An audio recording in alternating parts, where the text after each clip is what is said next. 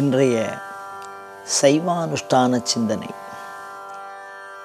அதில் ஜலசுத்தியை பார்த்துன்னு வரோம். இன்றைக்கி நாம் சிந்திக்க இருக்கக்கூடிய மந்திரம் இருக்க, அந்த மந்திரத்துக்கு பேர் அஸ்திராயப்பட்டு. திருப்பியும் சொல்கிறேன், இந்த மந்திரத்தோட பேர் ஓம் அஸ்திராயப்பட்டு. இந்த மந்திரம் சொன்னால் அதுக்கு ஒரு செயல் வச்சுருப்பாங்க. அனுஷ்டான விதியில் எந்த ஒரு மந்திரத்துக்கும் ஒரு செயல் இருக்கும், இல்லை ஒரு செயலுக்கு ஒரு மந்திரம் வச்சுருக்கும். அந்த வகையில் பார்த்திங்கன்னா தாளத்ரயம் அப்படின்னு ஒரு முதிரை. ரொம்ப யோசிக்க வேண்டாம். திரயம்னா 3ன்னு அர்த்தம். தாளத்ரயம் 3 முறை கையசைத்து தட்டுதல். இந்த கையை இப்படி உள்ளங்கையில், இந்த பஞ்சபாத்திரம் முன்னாடி இருக்கும், அதை இப்படி 3 தடவை தட்டணும். அதை என்ன சொல்லி தட்டணும்? ஓம் அஸ்திராயப்பட்டு. அவ்வளோதான்.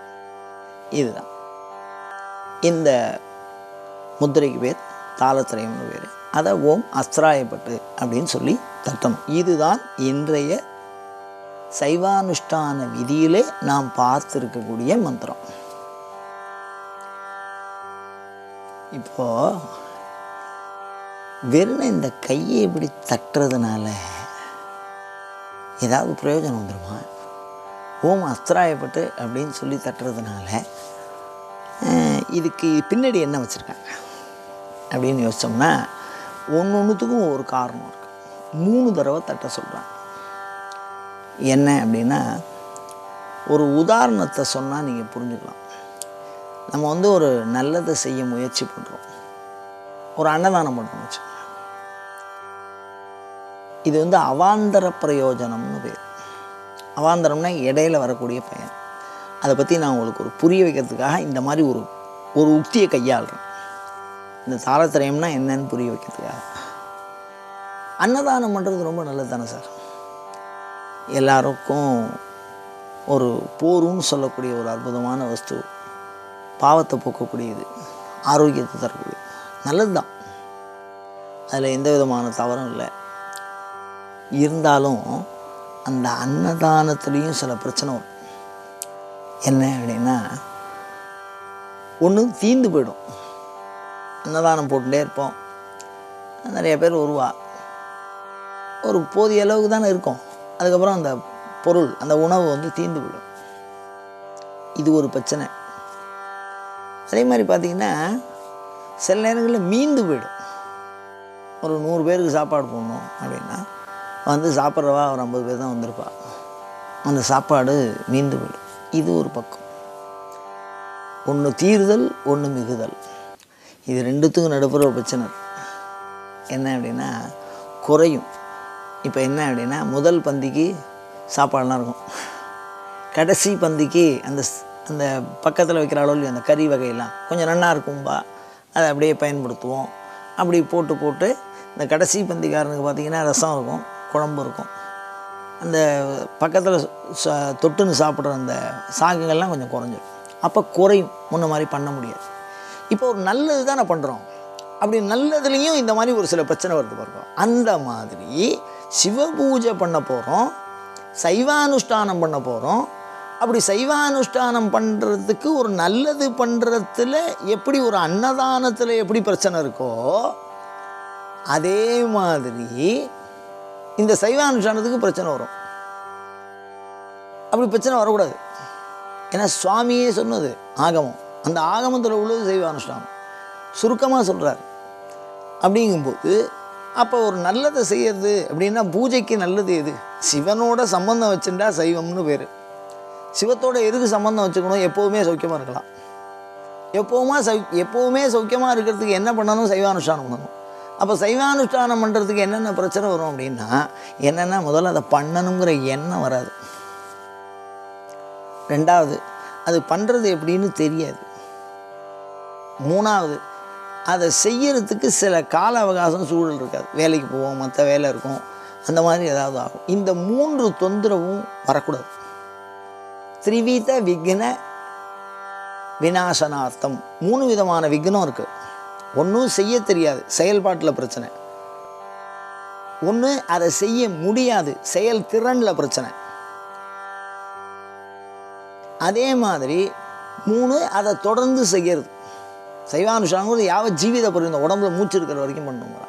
அதை தொடர்ந்து பண்ணுறோம். அப்படி பண்ணினால் நல்லது வரும். அப்படி பண்ணுறதுக்கு முடியாத இந்த மாதிரி ஒரு எண்ணம் இல்லாத போதலோ இல்லை செயலாற்றல் இல்லாத போதலோ இல்லை அதை பின்பற்றணும் அப்படிங்கிற தொடர்ச்சி இல்லாத போதலோ வரக்கூடாது. அப்படி அந்த சைவானுஷ்டானத்துக்கு அந்த பிரச்சனை வந்துடக்கூடாது. அது தொடர்ந்து நான் உன்னை கும்பிட்டுட்டே இருக்கணுங்கிறதுக்காக தான் இந்த தாளத்திரயங்கிறத இப்படி 3 தட்டு தட்டுறதுனால இந்த அதாவது சாமியை கும்பிடணுங்கிற எண்ணம் வரும், அதை செய்யணும் அப்படிங்கிறத செய்யக்கூடிய ஆற்றல் நமக்கு வரும், அதை எப்படி செய்யணுங்கிற புத்தியில் தெளிவாக மனசு பதியும். அந்த 3த்தையும் நமக்கு தர ஒரு அற்புதமான சம்ஸ்காரம் இந்த தாளத்திரயம். இது ஒரு நல்ல சந்தர்ப்பத்தில் என்ன ஞாபகம் வருதுன்னா,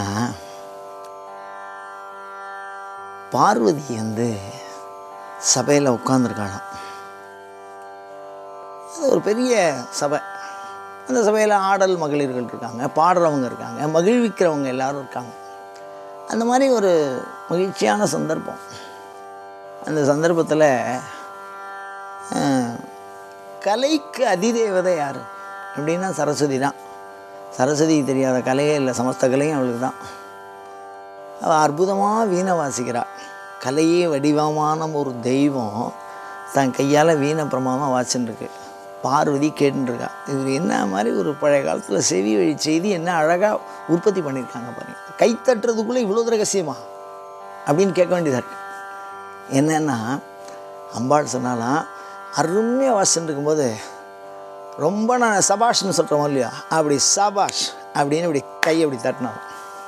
இந்த கை தட்டுறது அப்படி தட்டின உடனே அந்த அம்மா என்ன பண்ணிதான் அந்த வீணையை மூடி வச்சுட்டான்.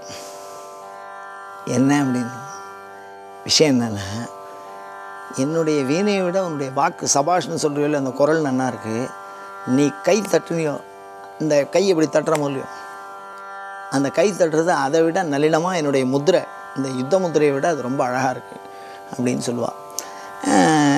இதில் என்ன ஒரு பெரிய விசேஷம் அப்படின்னா, அப்படி பார்வதி கை தட்டின போது அதுலேருந்து உருவான 2 கந்தர்வர்கள் உருவானார். அவர்கள் தான் மிகச்சிறந்த இசை ஞானத்தை உலகத்துக்கு தந்தவர்கள். அவர்களுடைய பேரை கேட்டால் ரொம்ப விசித்திரமாக இருக்கும். ஆஹா ஊஹுன்னு பேர். அவள் பேர். இந்த கையை அப்படி தட்டினாலாம், அப்படி தட்டும்போது அம்பாள் கையிலேருந்து உற்பத்தி ஆனாலாம். இதை நாமாவளியில் சொல்லும்போது ஹாஹா ஊஹு முகஸ்துத்யா ஏ நமஹா அப்படின்னு அர்த்தம் அம்பாளுக்கு. அதுலேருந்து அவள் கை தட்டினதுலேருந்து உற்பத்தி ஆனவா. இவா 2 பேருமே எப்பொழுதுமே உமையம்மையை இசைத்து பாடுகிறவர்கள், அழைத்து பாடுகிறவர்கள், புகழை பாடுகிறவர்கள். அப்போ ஒரு கை அசைக்கிற போது ஒரு சாதாரண மனுஷன் போனாலே இப்படி தட்டினா திரும்பி பார்க்குறான் அப்படின்னா, நம்ம உண்மையாகவே அந்த உள் உணர்வோட சிவபெருமானை அடையப் போகிறோம், அதற்காக இந்த செயலை செய்ய போகிறோம். 24 நிமிஷம் ஒவ்வொரு நாளும் 2 வேலை சார், 3 வேலைலாம் வேண்டாம், 2 வேலை. காலம்புற வேலைக்கு போகிறதுக்கு முன்னாடி சாயந்தரம் வேலைக்கு போயிட்டு வந்து சிவனை நினைப்போமாக, பயனுற முயல்வோமாக. இது போன்ற தொடர்ந்த சிவச்சிந்தனைகளை உங்களிடமிருந்து எதிர்பார்த்தவனாய், குறிப்பாக சைவானுஷ்டானம் பற்றிய வினாக்களை எதிர்பார்த்தவனாய், அயம் தர்மஹா உத்தரோத்தராபிவிருத்திரஸ்து.